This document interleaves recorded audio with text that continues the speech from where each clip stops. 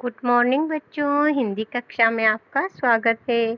आज हम कक्षा 2 सारंगी बुक से पाठ 24 पढ़ेंगे। गिरे ताल में चंदा मामा। तो ये गिरे ताल में चंदा मामा में क्या बताया गया है? ये कविता है। तो आइए हम ये मजेदार कविता पढ़ना शुरू करते हैं। गिरे ताल में चंदा मामा, सबने देखा सबने देखा। फंसे जाल में चंदा मामा, सबने देखा सबने देखा। सबने देखा एक अचंभा, मछुआरे ने जाल समेटा। कहीं नहीं थे चंदा मामा, कहाँ गए जी चंदा मामा। मतलब गिरे ताल में चंदा मामा। ताल मतलब तालाब में, चंदा मामा गिरे मतलब ऊपर जो चंदा मामा आकाश में है, उनकी परछाई जो तालाब में गिर रही है उसके बारे में बात की गई है कि ताल में गिरे। सबने देखा मतलब सबने देखा है कि तालाब के अंदर चंदा मामा की परछाई है। फंसे जाल में चंदा मामा। एक मछुआरे ने क्या किया कि जाल फैलाया, तो उस परछाई के ऊपर जाल को डाल दिया, तो ऐसा लगा कि जाल में चंदा मामा फंस गए हैं। सबने देखा सबने देखा। सबने देखा एक अचंभा, मछुआरे ने जाल समेटा। फिर सबने एक अचंभा देखा। अचंभा का मतलब क्या होता है? आश्चर्य, सरप्राइज। ऐसा आश्चर्य दिखा कि चंदा मामा जाल में फंस गए। जब मछुआरे ने जाल समेटा, कहीं नहीं थे चंदा मामा, कहाँ गए जी चंदा मामा। जब मछुआरे ने जाल समेटा तो उसमें तो चंदा मामा आए ही नहीं। कैसे आते? क्योंकि वो रियल चंदा मामा तो आसमान में थे और तालाब में तो खाली परछाई थी, तो परछाई जाल में कैसे आती। तो जब जाल समेटा तो उसमें चंदा मामा तो आए ही नहीं। ये इसमें कविता में बताया गया है।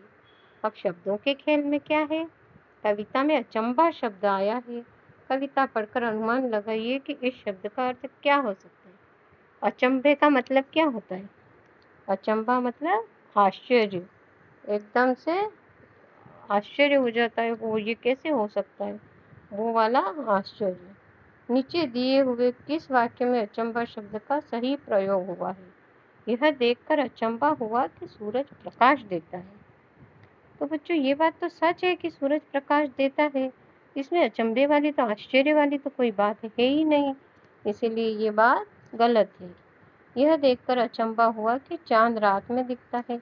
ये बात भी सच है कि चांद रात में दिखता है, इसमें भी कोई आश्चर्य की बात नहीं है, कोई सरप्राइज वाली बात नहीं है।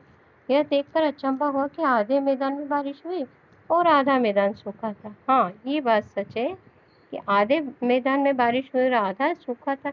ये कैसे हो सकता है? ये अचंभे वाली बात है। ये जो बात हो नहीं सकती और हो जाती है उसको अचंभा बोलते हैं, आश्चर्य बोलते हैं। इसीलिए ये बात आश्चर्य वाली है कि ऐसा कैसे हो सकता है कि आधे मैदान में बारिश होती है और आधा सूखा रहता है।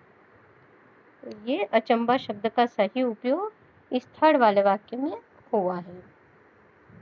इस कविता में चंदा मामा की जगह पर सूरज दादा कहकर इस कविता को पढ़िए और अपनी नई कविता को कॉपी में लिखिए।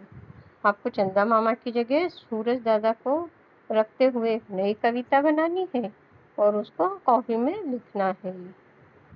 चांद की रोटी पानी में आई, मछली फिर भी खा न पाई।